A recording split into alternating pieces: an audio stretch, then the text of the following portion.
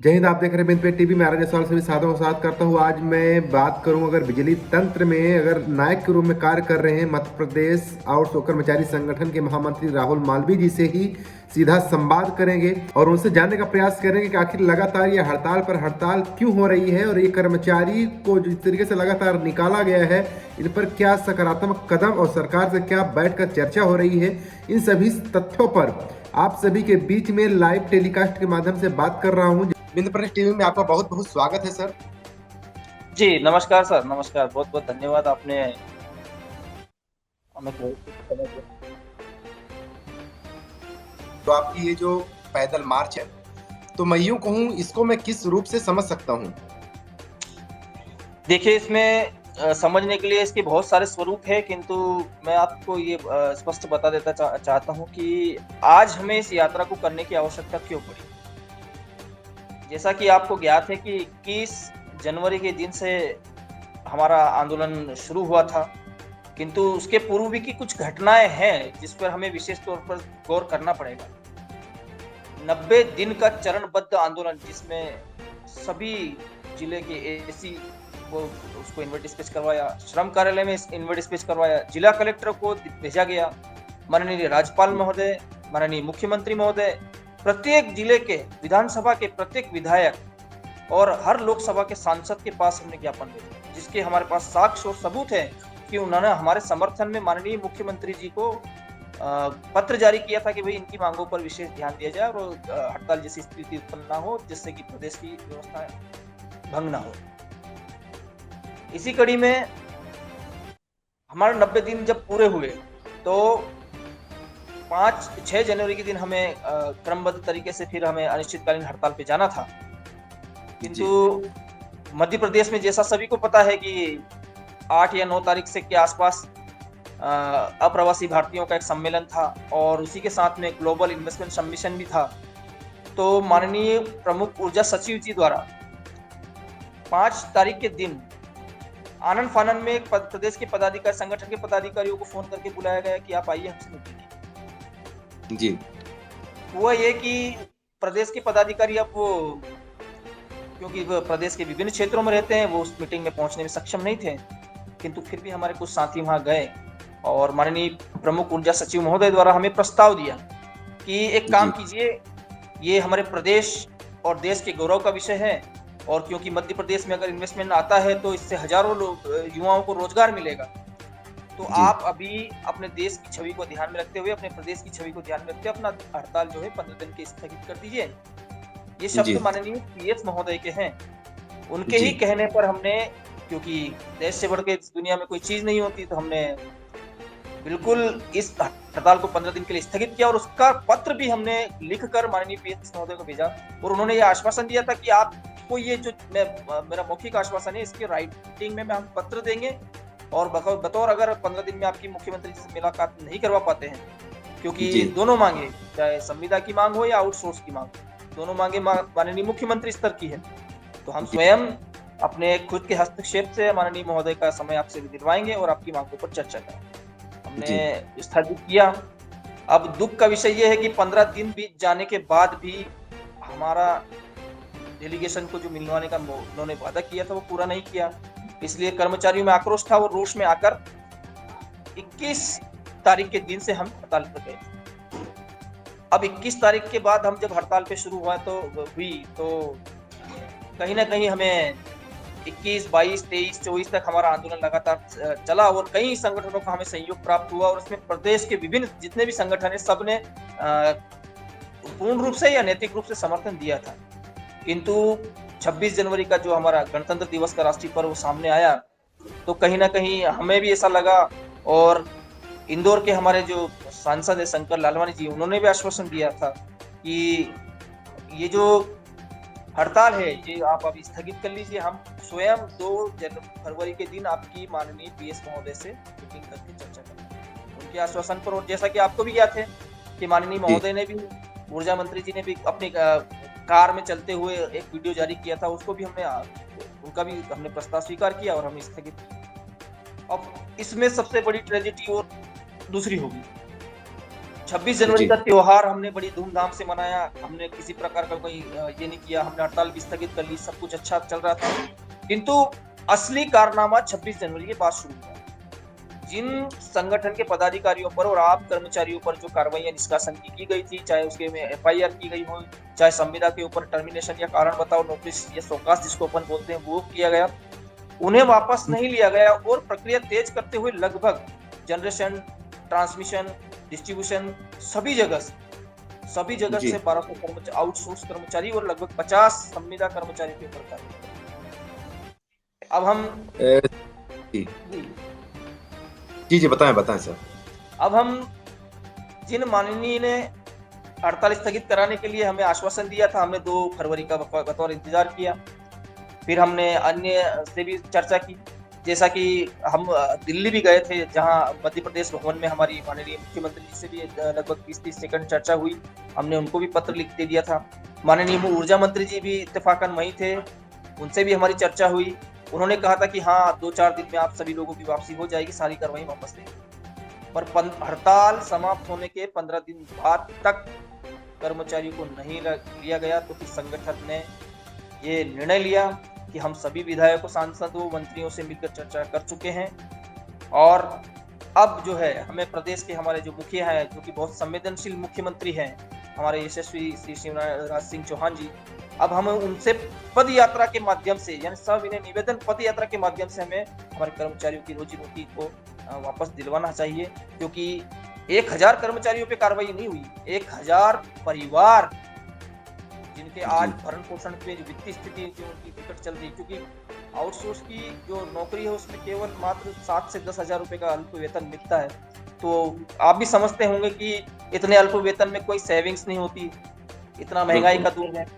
आज 1000 परिवार भूखे मरने के कागार पर आते हैं। तो इसलिए हमने सोचा कि क्यों ना हम माननीय मुख्यमंत्री के सविनय निवेदन यात्रा बाबा महाकाल की पावन धरा से, महाकालेश्वर मंदिर से, यानी शिव मंदिर से हमारा जो प्रदेश का भगवान है शिव, वहां तक पैदल यात्रा करें और उनसे निवेदन करें। हमें बिल्कुल ये मन में पूर्ण विश्वास है कि वे इसका समाधान जरूर करेंगे और अपना बड़ा दिल दिखाकर इन कर्मचारियों की कार्रवाई वापस लेंगे। सर, जिस तरीके से आपने लगभग हजारों कर्मचारियों की बात की, हजारों कर्मचारियों को बाहर निकाल दिया गया था, तो जिस वक्त आप दिल्ली पर गए थे, यानी ऊर्जा मंत्री प्रद्युम्न सिंह तोमर जी के पास में, उनके द्वारा क्या आश्वासन मिला था? उनके द्वारा आश्वासन ये मिला था कि हाँ इस पर प्रक्रिया चल रही है, 2 से 4 दिन के अंदर, क्योंकि शुक्रवार के आसपास में दिन शायद वो भूल गया हूँ, पर शुक्रवार के आसपास का समय था। उन्होंने बताया था कि भाई सोमवार तक जो है आप लोगों की वापसी के लिए हो जाएगा, चर्चा चल रही है और मुख्यमंत्री जी से चर्चा कर रहे हैं। ये उनकी तरफ से आश्वासन दिया गया था, पर वो आश्वासन कहीं ना कहीं हमें ठोस नहीं दिखाई दे रहा था।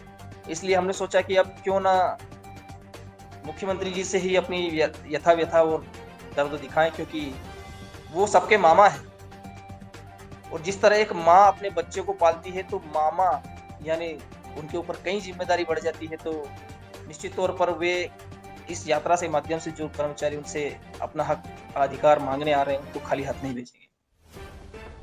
सर, क्या उम्मीद ऐसी लगाई जा रही है, ऐसा कुछ अभी भी आत्मविश्वास जगा हुआ है कि हमारी जो बात है तो मुख्यमंत्री शिवराज सिंह चौहान जी सुनेंगे?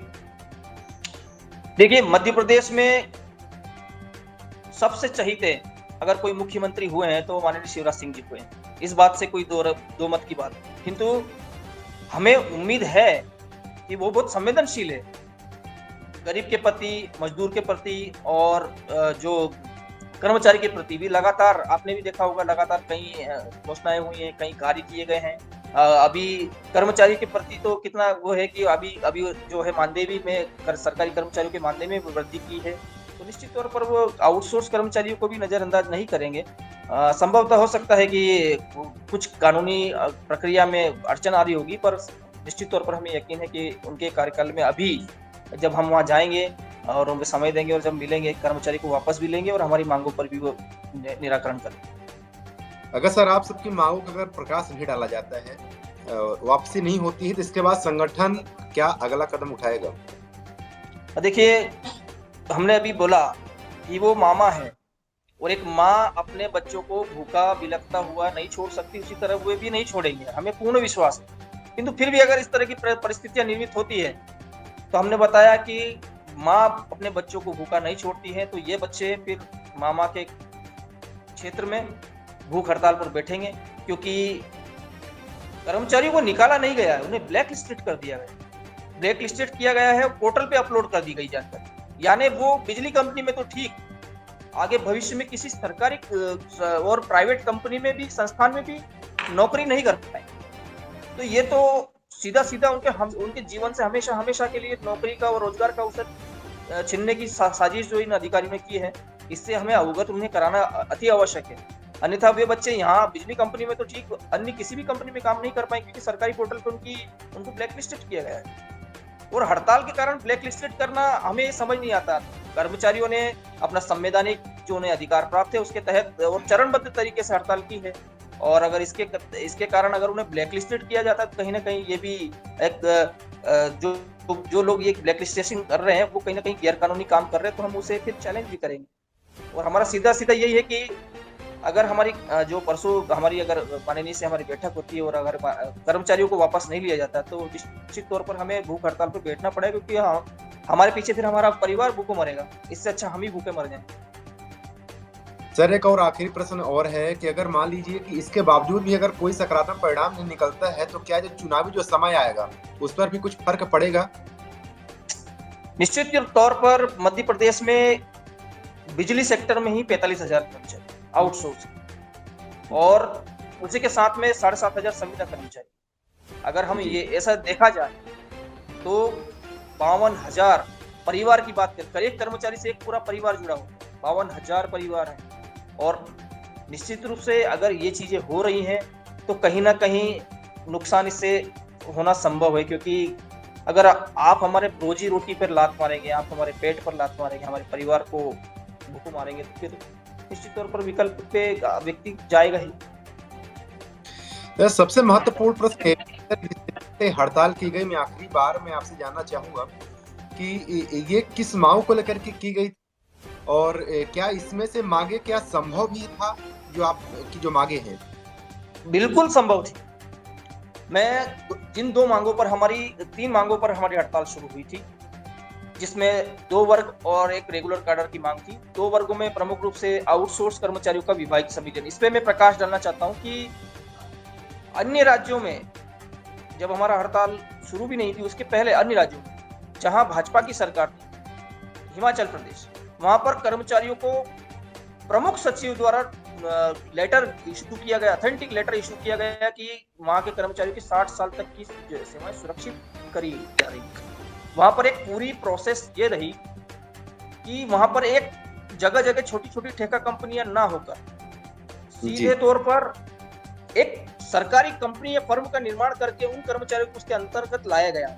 ये हम हिमाचल की बात करें, जहां कुछ पॉलिसी को यूपीएनएल पॉलिसी बोलते हैं, जिसमें पूरी निगरानी सरकार की होती है। और वैसा ही ठीक मॉडल अभी ताजा उदाहरण है परसों का, राजस्थान सरकार ने किया, जिसमें उन्होंने एक नई सरकारी कंपनी बना दी, ठेका कंपनियों को समाप्त कर एक नई सरकारी कंपनी बना दी, जिसके अंदर उन्होंने समस्त कर्मचारियों को जॉब सिक्योरिटी दी, बढ़ाया हुआ वेतनमान दिया और पॉलिसी बनाकर उनका रोजगार और भविष्य दोनों सुरक्षित किया। तो ये कोई व्यर्थ मांग नहीं। और हमारा तो मांग पत्र यही है कि विभाग ठेकेदारों को हटाकर जो 23% जो एक्स्ट्रा पैसा हम भुगतान कर रहे हैं, उसमें कटौती करके जो भुगतान आप अभी कर्मचारियों को कर रहे हैं वो सीधे उनके बैंक खाते से आपके ट्रेजरी विभाग से करा दे।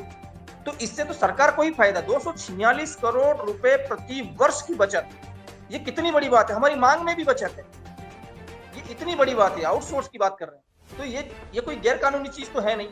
अब रही बात संविदा की। संविदा के जो भाजपा का जन संकल्प था 2013 का, जिसको 10 साल पूर्ण हो चुके 2023 में, उसमें स्पष्ट लिखा गया था कि संविदा कर्मचारियों को नियमितीकरण करेंगे।